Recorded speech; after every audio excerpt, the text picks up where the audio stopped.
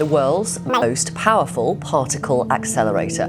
Research shows that memories are not permanent, but fluid and subject to change, and they can be influenced by our expectations and associations with other memories. They'll be so realistic, you will not be able to tell the difference between that game and the reality as we know it. And then it seems like, well, how do we know that that didn't happen in the past? And that we're not in one of those games ourselves?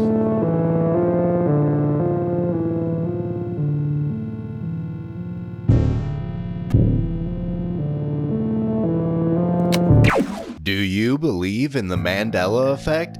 In this video, we will go over a variety of Mandela effects being discussed online. I understand some people may know all the Mandela effects, but they may be new to other viewers. I do my best to research new information and at least entertain people who may already know the ones mentioned.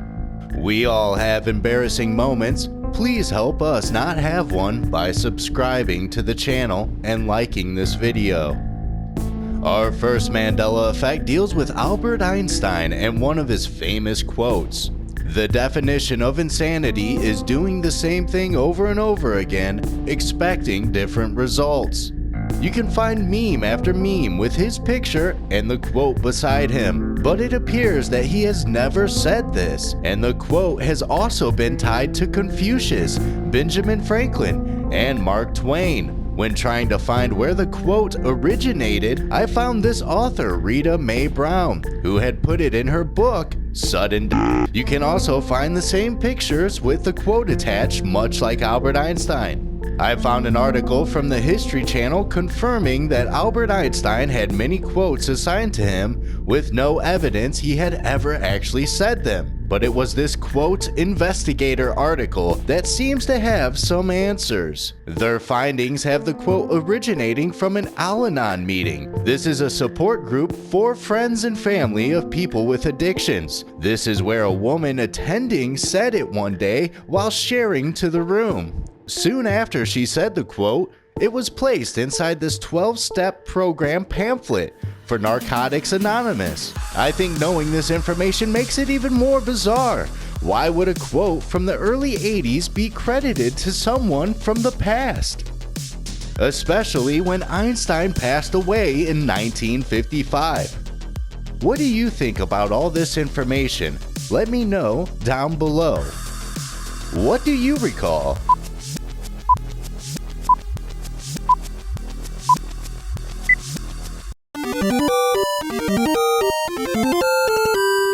If you were asked what the color Chartreuse was, what would you say?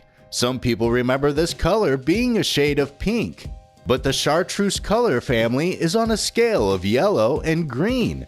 The Chartreuse we know today was named because it was compared to the French liqueur Green Chartreuse in 1764. This is also mentioned in the film Death Proof by Quentin Tarantino. Chartreuse! The only liquor so good they named a color after it. Did you think Chartreuse was pink?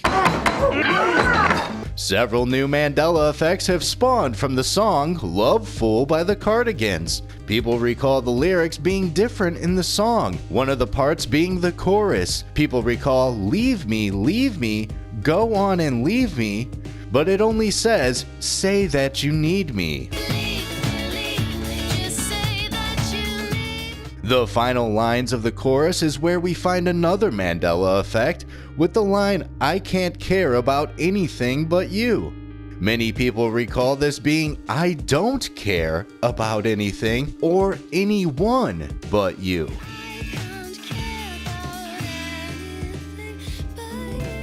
If you would like to know more about this Mandela effect, maybe It's Mandela'd has a great video with a bunch of evidence of people singing the lyrics, as many people recall them. You just got Mandela! Thank you to Confidential for emailing this Mandela effect to the channel. If you would like to send an email, you can find it on the About page section of the channel. Also check out the community page for fun polls.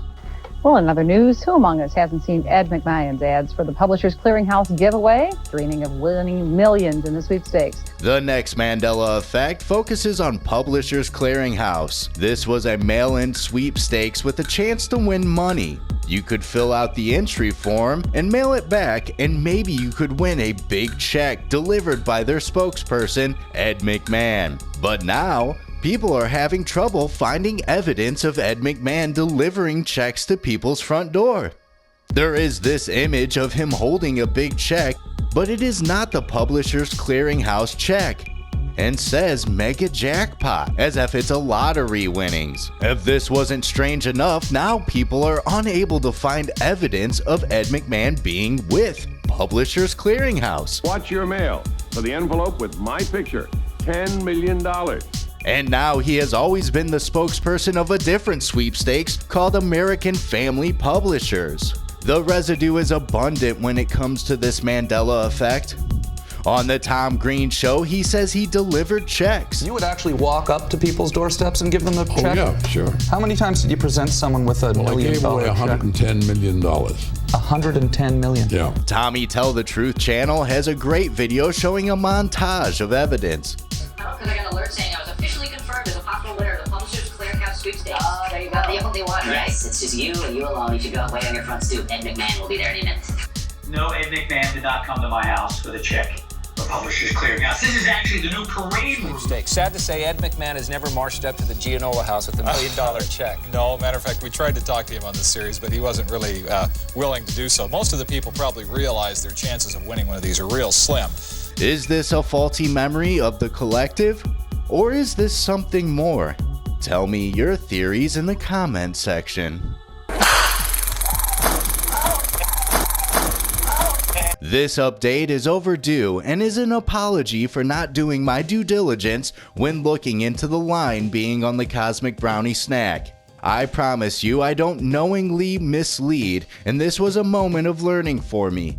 I no longer try to speak in absolutes and do better research on future topics. As someone who still eats Cosmic Brownies, yes, they have the line in the middle. Y'all are tripping. There's still a line on Cosmic Brownies. There's 2 different sizes. I am holding a Cosmic Brownie in my hand with a line in the middle. I've taken pics also in case it's actually that rare. The brownie thing could be a case of region or just a gradual change. I definitely recall them having That's because there's a version of those brownies with a line still. It's just not that popular. Clicked on the video because what the did you do to the Cosmic Brownie? Cosmic Brownies do have the line there, are just different sizes. I literally Googled Cosmic Brownie and found them on Target's website with a photo of the box that has a photo of the brownie with a line through the middle. I know I won't always get it right, but I will do my best with giving you accurate information so you can make up your own mind. And I am truly sorry for missing the mark when it came to this Cosmic Brownie and the missing line. And thank you to all those that let me know how wrong I was. If you would like to be a part of the Residue crew, then give an update on a covered Mandela Effect, and I'll put it in a future video. You can do this by emailing the channel. Also, if you made it this far, I want to say thank you. I make these videos by myself and they take a lot of time, so I do appreciate you watching. And if you're not yet subscribed, please come hang out more often by clicking that red subscribe button for future content. Now back to the show. The final Mandela Effect is brought to us by Rick's Cartoon World. This Mandela Effect is the Predator with Arnold. I remember in the helicopter ride, Hawkins is reading his Sergeant Rock comic. Now it's text only. Now at the credits, he's holding the comic book. This makes no sense. He was reading it in the chopper. I remember this in the movie when I was younger. Now why would they show this only in the credits?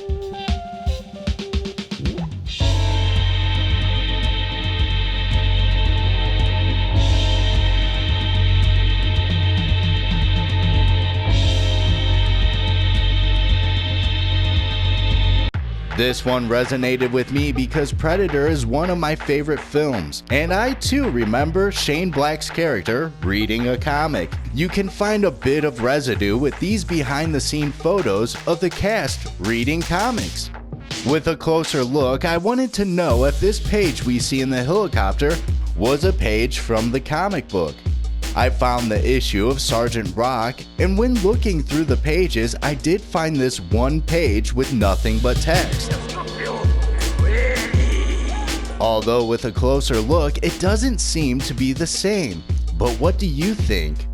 I also looked closer to the spine of the book, looking for cells or any kind of outline showing that it's a comic.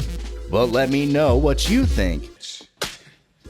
I also found out while looking into Sergeant Rock comics that DC is putting out a new Sergeant Rock title, written by Bruce Campbell. Thank you for watching, and don't forget to tickle the like button and let me know down below if any of these Mandela effects made you question your reality. And could we be living in a simulation?